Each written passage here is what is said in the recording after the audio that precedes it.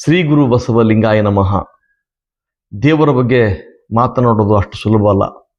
ಅದೊಂಥರ ಕಡಿಜಿರಿಗೆ ಹುಳದ ತಟ್ಟಿಗೆ ಕೈ ಹಾಕಿದಂತೆ. ಸಹಜವಾಗಿ, ಮುಕ್ತವಾಗಿ, ವಿಮರ್ಶಾತ್ಮಕವಾಗಿ ಮತ್ತು ಆಧ್ಯಾತ್ಮಿಕವಾಗಿ ಅವುಗಳ ಕುರಿತು ಮಾತನಾಡುತ್ತಾ ಹೋದಂತೆಲ್ಲ ಬಹಳಷ್ಟು ಜನರ ಟೀಕೆ ಟಿಪ್ಪಣಿಗಳಿಗೆ ನಾವು ಗುರಿಯಾಗಬೇಕಾಗ್ತದೆ. ಸತ್ಯವನ್ನು ಒಪ್ಪಿಕೊಳ್ಳುವಂತಹ ಮನಸ್ಥಿತಿ ನಮ್ಮ ಯಾರಲ್ಲೂ ಇವತ್ತು ಇಲ್ಲ. ಯಾಕೆಂದರೆ ನಾವೆಲ್ಲರೂ ಒಂಥರ ಔಡಲ ಕಟ್ಟಿಗಿದ್ದಂಗೆ ಮೇಲ್ನೋಟಕ್ಕೆ ದಪ್ಪವಾಗಿ ಕಂಡ್ರು ಒಳಗೆ ಟೊಳ್ಳಾಗಿದ್ದೇವೆ. ನಮಗೆ ಈ ಬುದ್ಧಿ ಶಕ್ತಿ ಬಲಿತಾನೇ ಇಲ್ಲ. ಅದು ಬಲಿಯದಿರುವುದಕ್ಕೆ ನಮ್ಮ ಸುತ್ತಮುತ್ತಲ ವಾತಾವರಣ ಕಾರಣ ಆಗಿದೆ. ಏನಾದರೂ ಒಂದು ಅವಘಡ ಘಟಿಸಿ ಬಿಟ್ಟರೆ ನಾವು ಆ ಕ್ಷಣವೇ ದೇವರಿಗೆ ಮೊರೆ ಹೋಗುವಂಥ ಮನಸ್ಥಿತಿಯವರಾಗಿದ್ದೇವೆ, ಹಳ್ಳಿದೇವರಾಗಿದ್ದೇವೆ. ನಮ್ಮ ಮನಸ್ಸನ್ನು ಅಂಕಿಲಿಟ್ಟುಕೊಳ್ತಕ್ಕಂಥ ಅಥವಾ ನಮ್ಮ ಆಲೋಚನೆಗಳನ್ನ ಸರಿದಾರಿಗೆ ಹೋಗ್ತಕ್ಕಂಥ ಆ ಚಾಕಚಕ್ಯತೆ ನಮ್ಮಲ್ಲಿ ಇಲ್ಲವಾಗಿದೆ. ಒಂಥರ ನಾವು ಬಳ್ಳಿಗಳಾಗಿದ್ದೇವೆ. ಬಳ್ಳಿಗೆ ಆಸರೆ ಹೀಗೆ ಅವಶ್ಯವೋ ಹಾಗೆ ಮನುಷ್ಯನಿಗೆ ದೇವರು ಆಸರೆ ಆಗಲೇಬೇಕು. ದೇವರು ಇಲ್ಲ ಅಂತ ಹೇಳಿದರೆ ಬಹಳಷ್ಟು ಜನ ನಮ್ಮ ಭಾರತದಲ್ಲಿ ಆತ್ಮಹತ್ಯೆಯ ದಾರಿಯನ್ನು ಖಂಡಿತವಾಗಿ ಹಿಡಿತಾರೆ. ಅದರಲ್ಲಿ ಎರಡು ಮಾತುಗಳಿಲ್ಲ. ಇದನ್ನು ಸರಿಯಾಗಿ ಅರ್ಥ ಮಾಡಿಕೊಂಡಂಥ ಕೆಲವು ಪಟ್ಟಭದ್ರ ಶಕ್ತಿಗಳು ಸಮಾಜ ಹಿತವನ್ನು ಬಯಸ್ತೀವಿ ಅಂತ ಹೇಳ್ತಾ ಸಮಾಜ ದ್ರೋಹವನ್ನು ಮಾಡ್ತಿರ್ತಕ್ಕಂಥ, ಮಾನಸಿಕವಾಗಿ ತಮಗೆ ತಾವೇ ದ್ರೋಹ ಮಾಡ್ತಕ್ಕಂಥ ಕೆಲವು ಶಕ್ತಿಗಳು ಇವತ್ತಿಗೂ ಅನೇಕ ಷಡ್ಯಂತ್ರಗಳನ್ನು ರಚಿಸಿ ದೇವರಿಗೆ ಆ ಪೂಜೆ ಬೇಕು, ದೇವರಿಗೆ ಈ ಪೂಜೆ ಬೇಕು, ದೇವರಿಗೆ ಈ ಬಗೆಯ ಭಕ್ಷ್ಯಗಳು ಬೇಕು, ಹೂವು ಇಷ್ಟ ಅಂತ ಹೇಳ್ತಾ ಭಕ್ತರ ತಲೆಯನ್ನು ನುಣ್ಣಗೆ ಮಾಡ್ತಾ ಇದ್ದಾರೆ. ಎಷ್ಟು ಇದು ಮುಂದುವರಿದೆ ಅಂದರೆ, ಸೆಗಣಿ ಅದು ಮುಖ್ಯಕ್ಕೆ ಬೆಳೆದುಕೊಂಡ್ರೆ ಅಂದವಂತೆ, ಗಂಜಳ ಕುಡಿಲೇಬೇಕಂತೆ.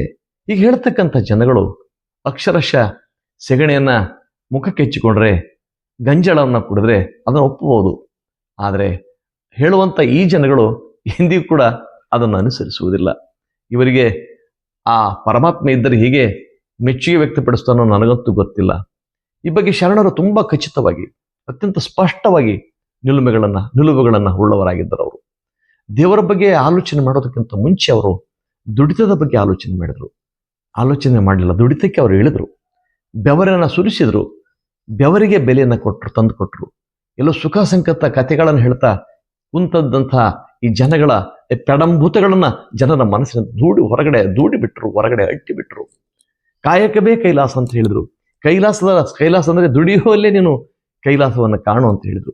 ಎಲ್ಲ ಪ್ರಭಾವಗಳಿಂದಾಗಿದೆ ಕವಿ ಕುವೆಂಪು ಅವರು ಕೂಡ ನೇಗಿಲ ಕುಲದೊಳಗಡಗಿದೆ ಧರ್ಮ, ನೇಗಿಲ ಮೇಲೆ ನಿಂತಿದ ಧರ್ಮ, ಉಳುವ ಯೋಗಿಯ ನೋಡಲ್ಲಿ, ಯೋಗಿಯನ್ನ ಉಳುವ ರೈತನನ್ನ ಯೋಗಿ ಅಂತ ಕರೆದ್ರು. ಆದರೆ ಯೋಗಿಗಳನ್ನು ನಾವು ಯೋಗಿ ಅಂತ ಕರಿತಾ ಇದ್ದೇವೆ. ದುಡಿಯೋದಿಲ್ಲ, ದುಃಖ ಬಿಡೋದಿಲ್ಲ, ಗಡ್ಡ ಬಿಡೋದು, ಏನೋ ಗಾಂಜಾ ಸೇದೋದು, ಏನೋ ನಾಟಕ ಮಾಡೋದು, ಚಮತ್ಕಾರ ಮಾಡೋದು, ಪವಾಡಗಳನ್ನು ಮಾಡಿವೆ ಅಂತ ಅವ್ರ ಸುತ್ತಮುತ್ತಕ್ಕಂಥ ಒಂದು ಪಟಲಮನ್ನು ರೂಪಿಸುವುದು, ಆ ಮೂಲಕ ಏನೇನೋ ಪ್ರಚಾರ ಮಾಡಿಕೊಳ್ಳೋದು, ದುಡ್ಡು ಹೊಡ್ಕೊಳ್ಳೋದು ಒಂದು ದಂಧೆಯಾಗಿದೆ. ದೇವರಿಗೆ ದುಡ್ಡಿನ ಅಗತ್ಯ ಇಲ್ಲ, ದೇವರಿಗೆ ನಿಮ್ಮ ಪೂಜೆ ಅಗತ್ಯ, ದೇವರಿಗೆ ನಿಮ್ಮ ಹೂವು, ಕರ್ಪೂರ, ವೀಳ್ಯದೆಲೆ ಏನೂ ಬೇಕಾಗಿಲ್ಲ. ಎಲ್ಲವನ್ನೂ ಕೊಟ್ಟ ಆತನಿಗೆ ನಿಮ್ಮ ವೀಳ್ಯದೆಲೆ ಬೇಕೆ? ಎಲ್ಲವನ್ನೂ ರಚನೆ ಮಾಡಿದಂಥ ಆ ಮನುಷ್ಯನಿಗೆ ಹೂವು ಬೇಕೆ? ಬಗೆ ಬಗೆಯ ಭಕ್ಷ್ಯಗಳು ಬೇಕೆ? ಈ ಪ್ರಶ್ನೆಗಳನ್ನು ಕೇಳ್ತಾ ಹೋದರೆ, ಸತ್ಯವನ್ನು ಹೇಳ್ತಾ ಹೋದರೆ, ಆ ಅರ್ಚಕರ, ಆ ಪೂಜಾರಿಗಳ ತಲೆ ಗಡಗಡಗಡ ನಡಿಗೋಗ್ತದೆ. ನಿಮ್ಮ ಮೇಲೆ ಕೋಪವಿಷ್ಟರಾಗಿ ನಿಮ್ಮ ಮೇಲೆ ಮುಗಿಬೀಳ್ತಾರೆ ಅವರು. ಅಲ್ಲಮ ಪ್ರಭುಗಳು ಈ ಮಾತುಗಳನ್ನು ಅತ್ಯಂತ ತುಂಬ ಮಾರ್ಮಿಕವಾದಂತಹ ರೀತಿಯಲ್ಲಿ ಹೇಳಿರೋದನ್ನು ನಾವಿಲ್ಲಿ ನೋಡಬಹುದಾಗಿದೆ. ಒಲುಮೆಯ ಕೂಟಕ್ಕೆ ಹಾಸಿಗೆ ಹಂಗ್ಯಕ್ಕೆ, ಕೂಟಕ್ಕೆ ಹಾಸಿಗೆ ಅಗತ್ಯ ಇಲ್ಲ. ಪರಸ್ಪರ ದೇಹಗಳು, ಪರಸ್ಪರ ಮನಸ್ಸುಗಳು ತುಂಬ ಅಗತ್ಯವಾದಂಥದ್ದು. ಬೇಟದ ಮರುಳಿಂಗೆ ಲಜ್ಜೆ ಮುನ್ನುಂಟೆ. ಇಬ್ಬರು ಪರಸ್ಪರ ಪ್ರೀತಿಯಿಂದ, ವಿಶ್ವಾಸಗಳಿಂದ ಬೆರೆತಾಗ ಲಜ್ಜೆ ಇರಲಿಕ್ಕೆ ಸಾಧ್ಯ ಇಲ್ಲ. ಲಜ್ಜೆ ಕಿತ್ತೊಗೆದೆ ಅವರಿಬ್ಬರು ತೀರಾ ಪರಸ್ಪರ ಹತ್ತಿರಕ್ಕೆ ಬಂದಿರ್ತಾರೆ. ನಿಮ್ಮ ನರಿದ ಶರಣಂಗೆ ಪೂಜೆಯ ಹಂಬಲ ದೊಂದುಗಬೇಕು. ನೀವು ಯಾರು ಅಂತ ಅರ್ಥ ಮಾಡ್ಕೊಂಡ ಮೇಲೆ ಪೂಜೆಯ ಪುರಸ್ಕಾರಗಳ ಅಗತ್ಯ ಆ ದೇವರಿಗೆ ಸಲ್ಲಿಸುವುದರಲ್ಲಿ ಯಾವುದೇ ಅರ್ಥ ಇಲ್ಲ ಅಂತ ಇಲ್ಲಿ ಅಲ್ಲಮ ಪ್ರಭು ಹೇಳ್ತಾರೆ. ಮಿಸುನಿಯ ಚಿನ್ನಕ್ಕೆ ಒರೆಗಲ್ಲ ಹಂಗೆಕ್ಕೆ. ನೋಡಿ, ಅದನ್ನು ನಾವು ಸಮರ್ಥನೀಯವಾಗಿ ಹೇಳ್ಬೇಕಲ್ಲ, ಆ ಕಾರಣಕ್ಕೆ ಅವ್ರು ಹೇಳ್ತಾರೆ, ಮಿಸುನಿಯ ಚಿನ್ನಕ್ಕೆ ಒರೆಗಲ್ಲ ಹಂಗೇಕೆ. ನೋಡಿ, ಚಿನ್ನ ಇದೆ, ಪಕ್ಕ ಇದೆ. ಚಿನ್ನ ಪಕ್ಕ ಇದ್ದಾಗ ಅದನ್ನು ಹೊರಗಲಿಗೆ ಹೆಚ್ಚಿ ತಿಕ್ಕುವಂಥ, ಹೊರಗಲಿಚ್ಚಿ ನೋಡ್ತಕ್ಕಂಥ ಅವಶ್ಯಕತೆ ಬೀಳುವುದಿಲ್ಲ. ಹಾಗೆ ಗುಹೇಶ್ವರ ಲಿಂಗಕ್ಕೆ ಕುರುಹು ಮುನ್ನುಂಟೆ. ಗುಹೇಶ್ವರ ಅಂದ್ರೆ ಇಲ್ಲಿ ಸತ್ಯ, ಆತ್ಮಸಾಕ್ಷಿ. ಈ ಆತ್ಮಸಾಕ್ಷಿಗೆ ಕುರುಹು ಅದಕ್ಕಿಂತ ಮೊದಲು ಇರಲಿಕ್ಕೆ ಸಾಧ್ಯನಾ? ಬೇಕಾಗಿಲ್ಲ. ದೇವರಿಗೆ ನಿಮ್ಮ ಅರ್ಚನೆ, ಪೂಜನೆ, ಮಂತ್ರ, ತಂತ್ರ, ಕುತಂತ್ರಗಳು ಅವರಿಗೆ ದೇವರಿಗೆ ಬೇಕಾಗಿಲ್ಲ ಅಂತ ಅಲ್ಲಮ ಪ್ರಭುಗಳು ಅತ್ಯಂತ ಸ್ಪಷ್ಟವಾಗಿ ಹೇಳ್ತಾರೆ. ಅವರು ಇನ್ನೊಂದು ವಚನದಲ್ಲಿ ಹೇಳ್ತಾರೆ, ನಾ ದೇವನಲ್ಲದೆ ನೀ ದೇವನೇ, ನಾ ದೇವನಲ್ಲದೆ ನೀ ದೇವನೇ, ನೀ ದೇವನಾದರೆ ಎನ್ನನ್ನೇಕೆ ಸಲಹೆ. ಅಯ್ಯೋ ಮಾರಾಯ, ನೀ ದೇವ್ರ ಅಂತ ಹೇಳ್ತಿಯಲ್ಲ, ಸಲಹೋ ನನ್ನಂಗ ಚಾಲೆಂಜನಿಗೆ. 6-5 ಒಂದು ಕುಡಿಕೆ ಉದಕವ ನೆರವೆ. ಯಾರಾದರೂ ಕೇಳಿದ್ರೆ ಒಂದು ಕುಡಿಕೆ ನೀರನ್ನು ನಾನು ಕೊಡ್ಬೋದು, ಹಸಿದಾಗ ಒಂದು ತುತ್ತು ಹೋಗರವ ನಿಕ್ಕುವೆ. ಹಸುವಾಗಿದೆ ಅಂತ ಯಾರಾದರೂ ಬಂದ್ರೆ ಒಂದು ತುತ್ತು ನಾನು ಅನ್ನವನ್ನು ಕೂಡ ಕೊಡಬಹುದು. ನಾ ದೇವಕರ್ಣ ಗುಹೇಶ್ವರ. ಓಯ್, ನೀವು ಸ್ಥಾವರ ದೇವರುಗಳಿವೆಲ್ಲ, ನಿಮಗೇನು ಕೊಡ್ಲಿಕ್ಕೆ ಸಾಧ್ಯ ಇಲ್ಲ. ಇದನ್ನೇ ಡಾಕ್ಟರ್ ಬಾಬಾ ಸಾಹೇಬ್ ಅಂಬೇಡ್ಕರ್ ಹೇಳೋದು, ತನ್ನ ಮುಂದಿನ ದೀಪವನ್ನು ತಾನೇ ಹಚ್ಚಿಕೊಳ್ಳೋ ದೇವರು ನಮ್ಮ ಬದುಕಿನ ನಮ್ಮ ಜೀವನದ ದೀಪವನ್ನು ಮುಡಿಸಬಲ್ಲನೆ. ಎಂಥ ಮಾರ್ಮಿಕವಾದ ಪ್ರಶ್ನೆ ನೋಡಿ. ಇದನ್ನೇ ಪೆರಿಯಾರವರು ಒಂದು ಕಡೆ ಕೇಳ್ತಾರೆ, ನಾವೆಲ್ಲ ದೇವರುಗಳನ್ನು ನಂಬ್ತೀವಿ, ನಮ್ಮ ಮನೆಯಲ್ಲಿ ತೊಪ್ಪೆ ದೇವರುಗಳು ಇರ್ತವೆ. ಆದರೆ ಮನೆಯಿಂದ ಹೊರಗೆ ಹೋಗುವಾಗ ಬೀಗವನ್ನು ಜಡಿದು ಹೋಗ್ತೀವಿ. ನಮಗೆ ಬೀಗಕ್ಕೆ ಇರುವಂತಹ ನಂಬಿಕೆ, ಬೀಗದ ಮೇಲೆ ಇರುವಂತಹ ನಂಬಿಕೆ ದೇವರ ಮೇಲೆ ಇದ್ದಿದ್ರೆ ನಮಗೆ ಗೊತ್ತು, ಅವು ನಮ್ಮನ್ನ ಕಾಪಾಡಲಾರವು. ಆದರೂ ಕೂಡ ನಾವು ಅವುಗಳನ್ನು ಪರಿತೇವೆ, ಅವುಗಳನ್ನು ಮೆಸ್ತೇವೆ. ಎಷ್ಟೋ ಜನ ದೇವರ ಹೆಸರ ಮೇಲೆ ದೇವರಿಗಾಗಿ ಸಾಲ ಸೋಲವನ್ನು ಮಾಡಿ ಎಲ್ಲೆಲ್ಲೋ ಊರು ಬಿಟ್ಟು ಹೊಡುವುದಂಥ ಪ್ರಸಂಗಗಳು ದಿನ ನಡೀತೇವೆ. ದೇವರಿಗೆ ಕುರಿಬೇಕಾ? ದೇವರಿಗೆ ಕೋಣ ಬೇಕಾ? ದೇವರಿಗೆ ಯಾವುದಾದ್ರೂ ಬಲಿಯನ್ನು ಪಡೆದುಕೊಂಡ್ರೆ ಅವು ಸಂತೃಪ್ತಿಗೊಳ್ತಾವ? ಸುಳ್ಳು ಇದೆಲ್ಲ. ಆದರೆ ದೇವರ ಹೆಸರಿನ ಮೇಲೆ ಇನ್ನೆಲ್ಲ ನಂಗ ನಾಚ್ ನಡೆದಿದೆ. ಇದನ್ನು ಪರಾಂಬರಿಸುವ ಮನಸ್ಸುಗಳಾಗಲಿ, ಚಿಂತಿಸುವ, ವಿವೇಕಿಸುವ ಮನಸ್ಸುಗಳು ನಮ್ಮಲ್ಲಿ ಹುಟ್ಟಿಕೊಳ್ಳದಿರುವುದು ನಿಜಕ್ಕೂ ದುರಂತದ ಸಂಗತಿಯಾಗಿದೆ. ಅಲ್ಲಮ ಪ್ರಭುಗಳು ಇನ್ನೊಂದು ಕಡೆ ಹೇಳ್ತಾರೆ ನೋಡಿ, ಇನ್ನೊಂದು ವಚನದಲ್ಲಿ, ಮರ್ತ್ಯಲೋಕದ ಮಾನವರು, ನಾವೆಲ್ಲರೂ ಮರ್ತ್ಯಲೋಕದ ಮಾನವರು ದೇಗುಲದೊಳಗೊಂದು ದೇವರ ಮಾಡಿ. ಇಡೀ ಬ್ರಹ್ಮಾಂಡ ಒಂದು ದೇವರ ಒಂದು ಇರು, ಅಲ್ಲಿ ಒಂದು ದೇಗುಲ ಕಟ್ಟಿದ್ದೇವೆ ನಾವು. ಆನು ಬೆರಗಾದೇನಯ್ಯ.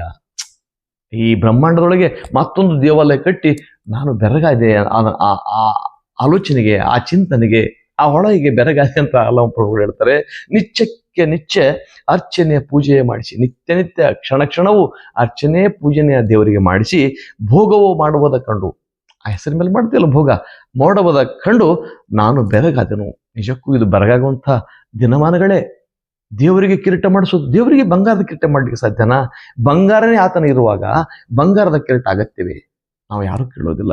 ಆದರೆ ಬಂಗಾರದ ಕಿರೀಟವನ್ನ ದೇವರಿಗೆ ಕೊಟ್ಟಂಥ ವ್ಯಕ್ತಿ ಏನಾದಂತ ಅನ್ನೋದು ನಮಗೆ ಕಣ್ಣ ಮುಂದೆ ಇದೆ. ಗುಹೇಶ್ವರ, ನಿಮ್ಮ ಶರಣರು ಹಿಂದೆ ಲಿಂಗವನ್ನೆರಿಸಿ ಹೋದರು.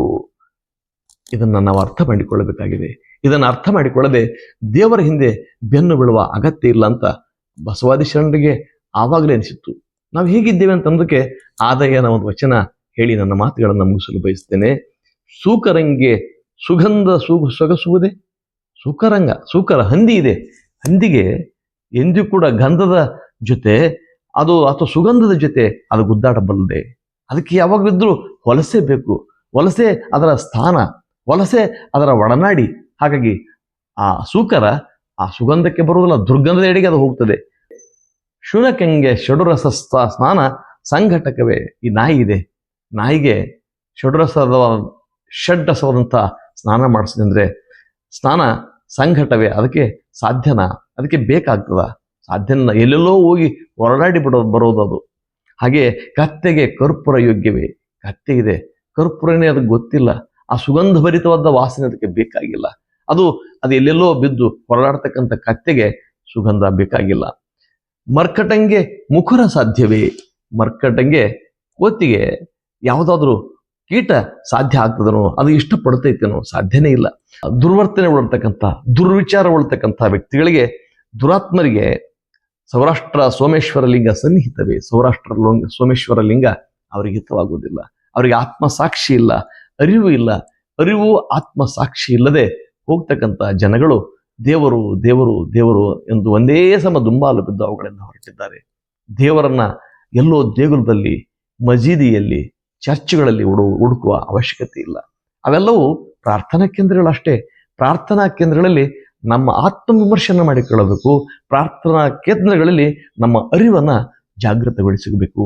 ಅಲ್ಲಿ ಚರ್ಚೆ ನಡಿಬೇಕು, ಚಿಂತನೆ ನಡಿಬೇಕು, ಅನುಭವ ನಡಿಬೇಕು. ಆಗ ಮಾತ್ರ ನಮ್ಮೊಳಗೆ ದೇವರು ಖಂಡಿತವಾಗಿ ಹುಟ್ಟಿಕೊಳ್ತಾನೆ. ಆದರೆ ಎಲ್ಲೋ ನೀವು ಹುಡುಕಾಡ್ತಕ್ಕಂಥ ದೇವರನ್ನ ಎಲ್ಲೆಲ್ಲೋ ಹುಡುಕಾಡಿದ್ರೆ ಸಿಗಲಿಕ್ಕೆ ಸಾಧ್ಯ ಇಲ್ಲ ಅಂತ ಹೇಳ್ತಾ, ಇದುವರೆಗೆ ನನ್ನೊಂದಿಗೆ ಬಂದ ನಿಮ್ಮೆಲ್ಲರಿಗೂ ಗೌರವದ ಪ್ರೀತಿಯ ಶರಣಾರ್ಥಿಗಳು. ನಿಮ್ಮ ವಿಶ್ವಾರಾಧ್ಯ ಸತ್ಯಂಪೇಟೆ.